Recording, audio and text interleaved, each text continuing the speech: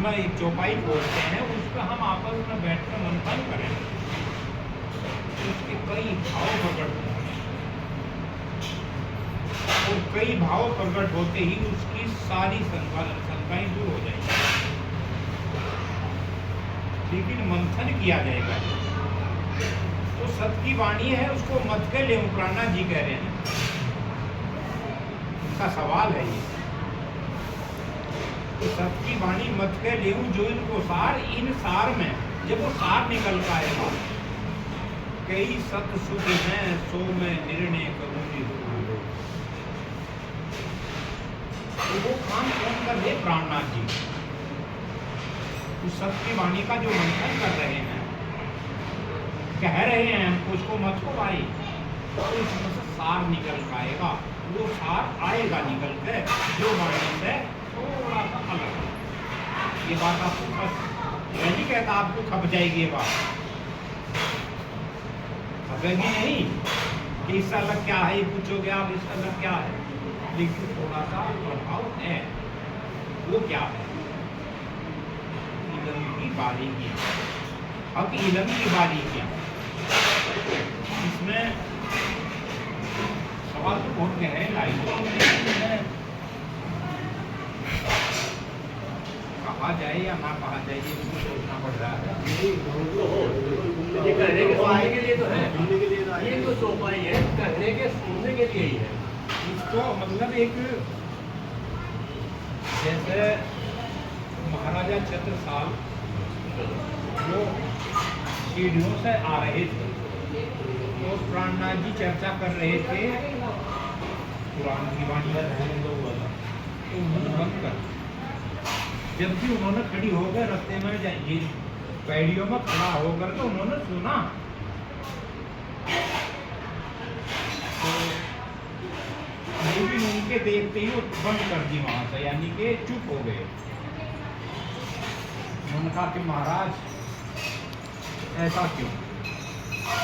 कि छत्रसाल तुम अभी नए हो, ऐसा ना हो कि तुम भ्रमित हो जाओ। कुरान, अब ये तो कुरान का जिक्र कर रहे हैं, कुरान का जिक्र कर रहे हैं कि तुम कभी भ्रमित ना हो जाओ कि कभी औरंगजेब के भेजे हुए कोई दूत हो कि नहीं, ऐसा बताओ मुझे क्या बात सुना रहे थे, ये भेज बताओ। तो तब उनको बताया, उनको जांच लिया ना उन्होंने कि ये सुनकर हमारी बात संतुष्ट हो जाएंगे, लेकिन छुपाया ना उन्होंने उनसे। तो ये बात इसलिए बताई है कि हम सब जो हैं किसी बात को बच्चे ना रहे, उसको जानना जरूरी है। अब सत्य की बात, सत्य की वाणी का मथना यही है। आप अभी कोई एक वो वहाँ से मोटा लाभ उठा कर गया, कोई चौपाई चलाएंगे कहीं से भी, उसमें मंथन निकल कर पाएंगे। जैसे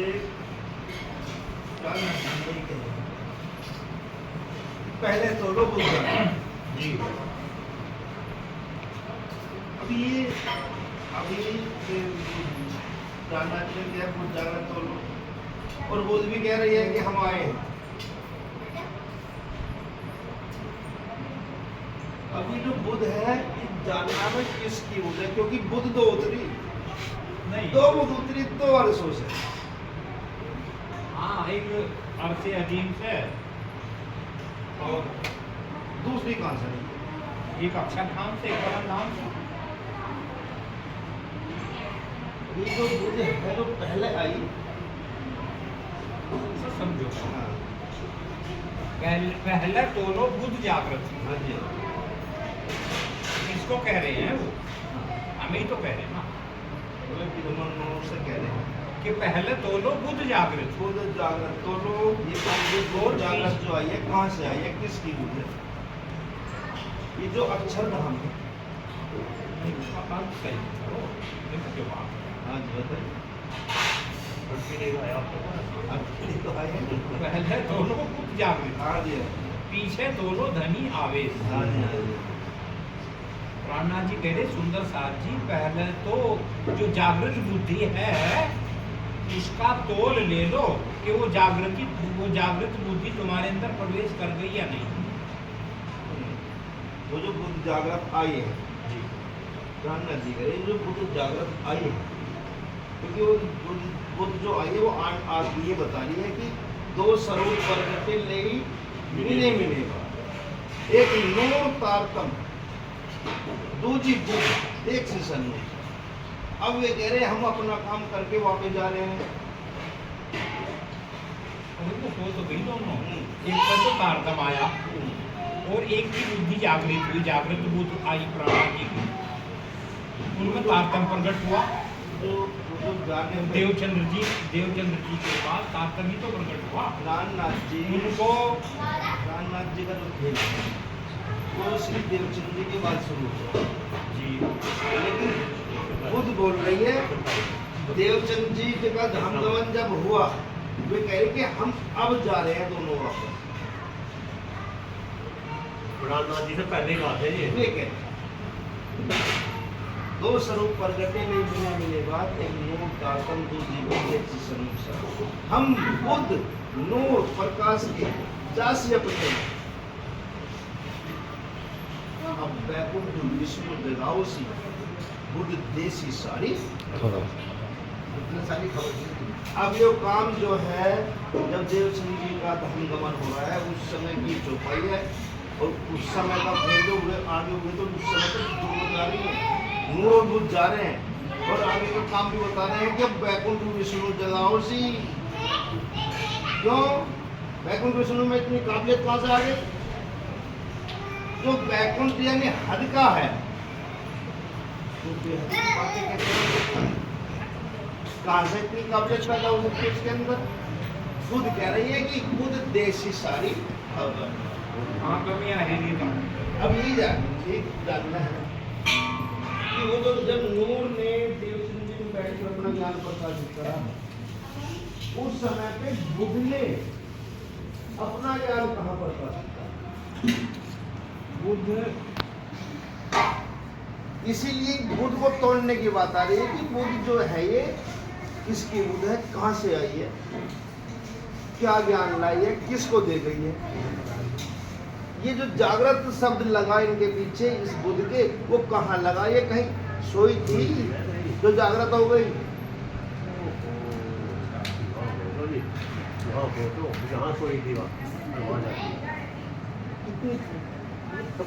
बात जो स्वामी जी ने हम सबको ये और बार बार कह रहे हैं सात माह से ये धाम की ईमान वाली सरदार सो धन धाम का तोड़ सी कैसी और किसी की ताकत नहीं है जो उसका तोल लेंगी नाम के धन का ईमान वाली लेंगी ना वही सरदार कहलाएंगी। दो किस्म की होता है, एक ईमान वाली हाँ। और एक सरदार। दो लगी ना वहाँ। दो किस्म की वे दो सकी है। किस्म लगी ना। ये चौपाई जो निकाली हो कहाँ है ये चौपाई निकाली? चौपाई भाई को ऊपर मुखी का भोजन इनको इतना पड़ेंगे फिर भी एक बात करना पड़ेगा। हमें सहूर तो हमें बैठ कर करना पड़ेगा। जैसा अभी उन्होंने महाराज जी ने बताया है उन्हें कि चौपाई को लेकर बैठ जाते थे हाँ, दो तीन दिन चलते चर्चा में थे एक चौपाई का हाँ। चलता था और भी तो बात थी। सहूर की सहूर और आज अगर हम सब ने नहीं करा चौपाई और ज्यादा इसी बात पे जो स्वामी जी ने कही है कि जिन्ना हुई मोहम्मद पहचान तिन्ना छूटे नूर मकान। ये नूर का जो मकान है इस मकान को छोड़ नहीं सकते, जा नहीं सकता, ऐसे किसी की रवानगी हो नहीं सकती। ये मोहम्मद को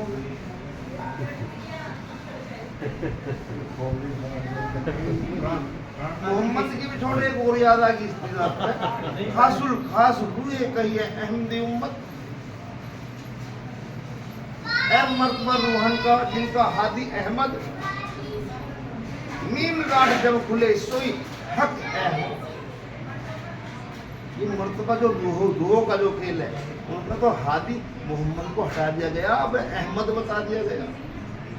ये मोहम्मद कौन है, अहमद कौन है, कहाँ से आए, क्या लाए, इन्हें जानने का जब तक जानेंगे नहीं, ताकत नहीं इस पृथ्वी को, इस सारे ब्रह्मांड को हमको। मोहम्मद का पता लगा, मोहम्मद शब्द प्राणनाथ जी के लिए भी आया।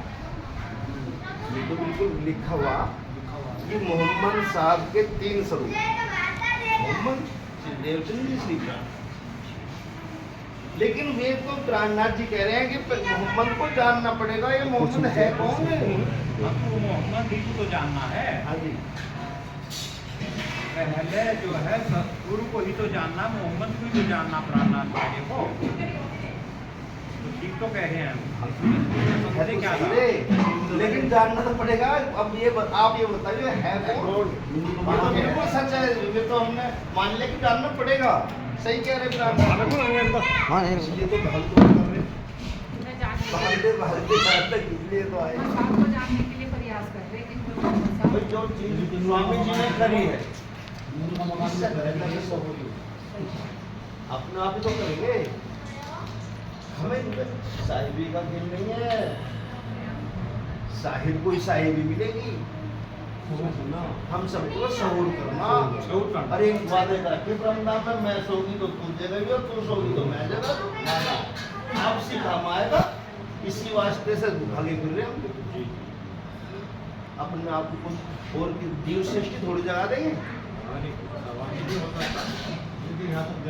ईश्वर सृष्टि थोड़ी जगह देंगे, हमें तोड़ना पड़ेगा, हम के धन को हमें तोड़ना पड़ेगा। ये जो चीजें हैं, मोहम्मद साहब आए उन्होंने भी बहुत पत्थर खाए,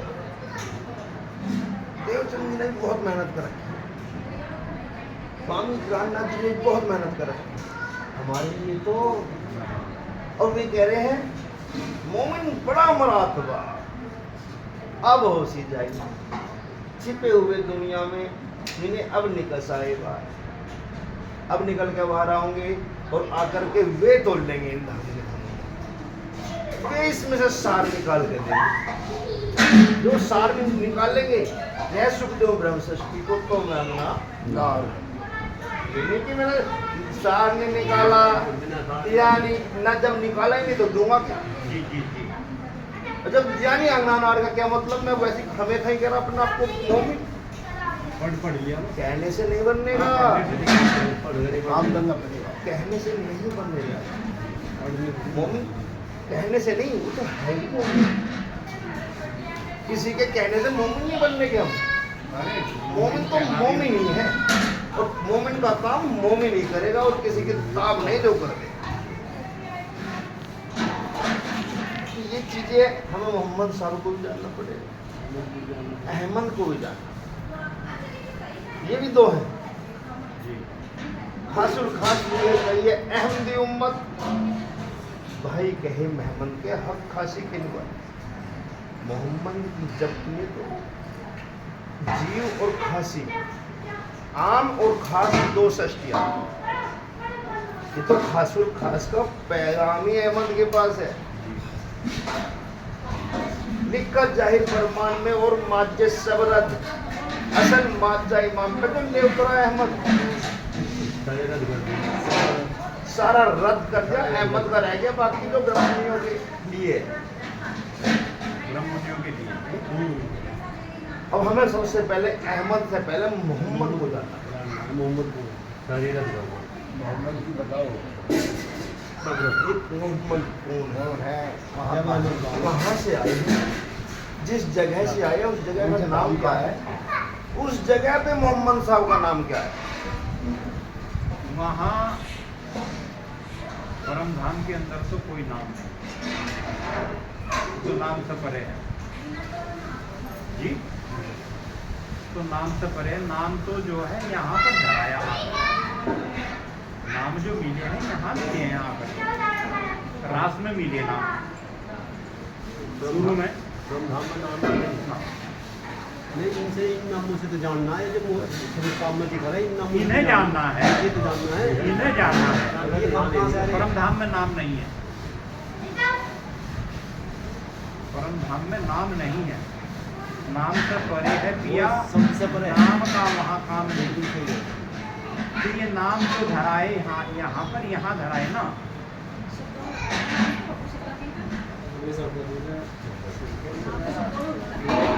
लेकिन स्वामी जी की चौपाई है शब्दातीत निध लाए शब्द मेटिया सबन काम का यही ना जो शब्द से परे की बात थी तुम शब्द में ले आए हुए, हाँ वही अब शब्द में आ जाओ। बहुत अच्छी बात यहाँ शब्द में तो बताया वो तो बिना शब्द में कैसे पता लगता है? जी। अब हमें शब्दों में किसी से समझ हाँ, ये जो ये यहाँ के जो शब्द हैं हाँ। इन शब्दों से समझना है, हाँ। ये शब्द वहाँ नहीं जाएंगे। वहाँ नहीं जाएंगे ये बात सही, लेकिन ये शब्द बता तो देंगे कि इसकी पकड़ कहाँ तक कौन कहाँ से जी आया। जी जी ये बताओ, ये तो बताओगे सब, शब्द का काम ही बताने का, हाँ। हमारा काम है चलने का। फिर ये छूट जाऊंगा अपना आप ही, जब पता होगा जब ये छूट जाऊंगा। ये बता देंगे हमें, हम चले बस ये तो रह जाएंगे। ये यही के शब्द हैं, ये रह जाए, इस पर चलना जरूरी है। जानकारी नहीं है इनसे। तो यही जानना है मोहम्मद अहमद कौन है। कौन है, कहाँ से आए? मेहंदी मिले आया ना वो, मोहम्मद मिले मेहंदी मिले तब अहमद हुआ था, और मेहंदी मिले मोहम्मद मिले तीनों मिल भये अल्लाह कला इमाम। इमाम। ये तीनों मिल भये इमाम। तो ये जब मोहम्मद उनपे भी राज्य का आवेश आया, फिर देवचंद्र जी की शक्ति, श्यामा महारानी की शक्ति जो कहलाती है देवचंद्र जी, और प्राणनाथ जी की शक्ति, जब तीनों मिले तब ये इमाम कहलाए। तीनों मिल भये इमाम, तो ये तीनों मिल करके इमाम कहलाए। इमाम मेहंदी, प्राणनाथ प्यारे। तो अब जानना प्राणनाथ प्यारे का है, उनको जाने बगैर कुछ नहीं होने का। ये लोग तो जानो, ये चौपाई वही कह रही है आपकी भी, उसी चीज को दर्शा रही है कि सतगुरु महाराज प्राणनाथ प्यारे को जाने बिना। अब नहीं, ये बहुत बढ़िया बात है, सारी बात सही बात है। आपने बता दिया मोहम्मद साहब भी और अहमद भी ये मिलके इमाम कहलाए। इमाम कहलाए। अब हमें ये जानना है कि ये जो मिले हैं ये है कौन। ये प्राणनाथ प्यारे हैं, सतगुरु महाराज हैं, ये अक्षरातीत हैं ये। मोहम्मद ईसा मेहंदी, हाँ, इन तीनों का एक इलम, और हक नहीं ब्रह्मांड में, तो पैदा हुआ किसके हुक्म। मोहम्मद ईसा मेहंदी, इन तीनों का एक इलम है, खुदा ब्रह्मांड में नहीं है। तो ये इलम किसका। ये तो कोई कह रही है कि खुदा नहीं है ब्रह्मांड में, खुदा ब्रह्मांड में नहीं है। हाँ, पक्का। जाग नहीं, ब्रह्मांड में खुदा नहीं है, ये कह रहे हैं, चौपाई कह रही है। जी, हम अपनी क्या कहते हैं भावार्थ से कह रहे हैं कि राज्य भावार्थ है हमारा।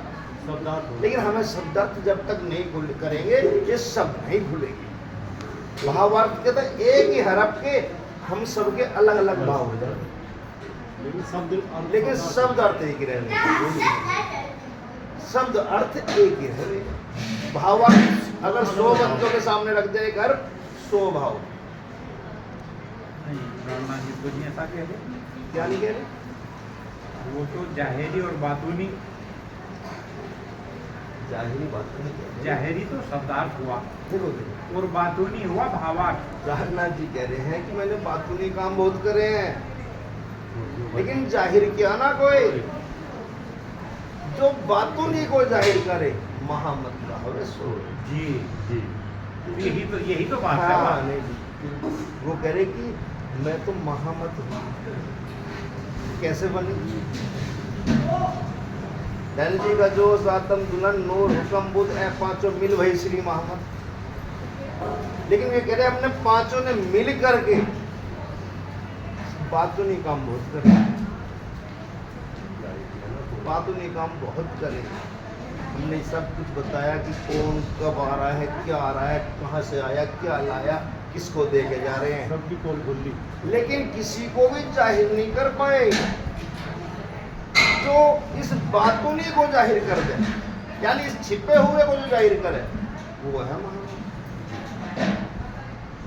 ढापे ते जो है ते दिन हनोज लो ना खोले की बातों ने कुरान के सवाल से जाहिर करेंगे 36 साल क्यों करेंगे क्यों करेंगे बातों ने कुरान क्या है जी पूरा का बातन कुंजम है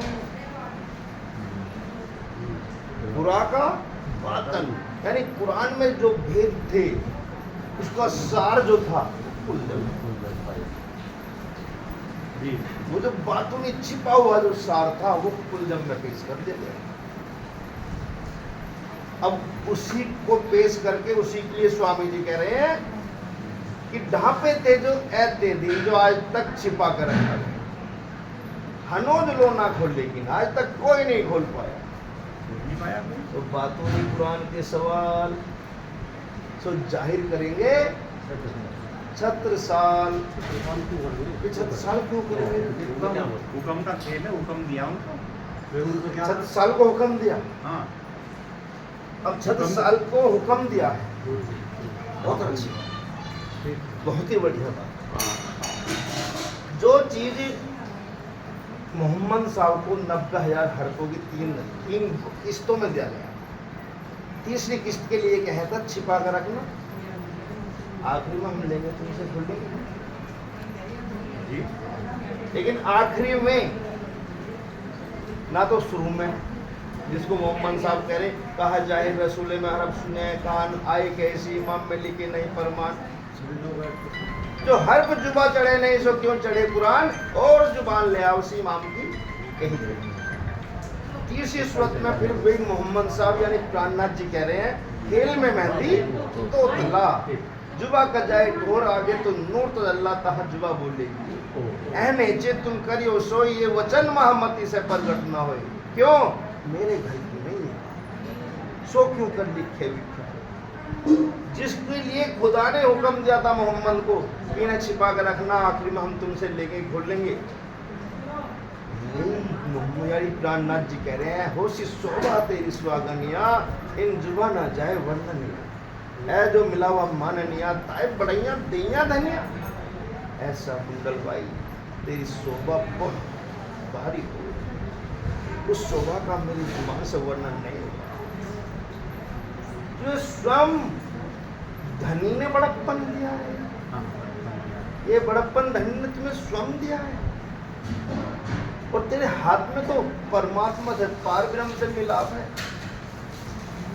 इसीलिए जब धाम गमन हुआ स्वामी जी का और धाम गमन समाधि लगाई गई 36 साल जी के महल 1 साल 10 दिन तक रोज गए 36 साल की समाधि और वे जो 30,000 हरफों की अंतिम किस्त थी जब जाहिर हुआ रोजा और हज तब काजी खोला मुसाफ मगज है बात साहिब ने 36 साल से कही क्या घर इमाम बुलंदी छत्ता ईसा कुंडल भाई आगे खेल घर का होने जा रहा है जिसमें स्वयं स्वामिया पधार रही है और वे जो बुलंद बातें थी वो आज हम तुमको सुन घर बुलंद घर इमाम बुलंदी उस खेल के इमाम आप तो ये 36 साल की कहाँ है क्योंकि रामनाथ जी का खेल है 12वीं सदी तक